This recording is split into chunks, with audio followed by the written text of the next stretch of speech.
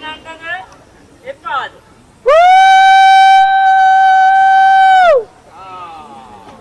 එපා කියලා නේ කියන්නේ. එහෙනම් කොල්ල අපි ගියා. අපි යනවා.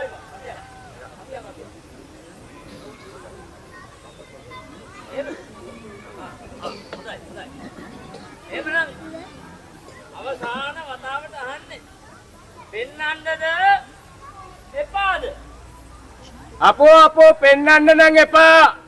පෙන්නුවත් මං විතරක් නෙමෙයි මේ බලන් ඉන්න හැමෝම හූ කියයි.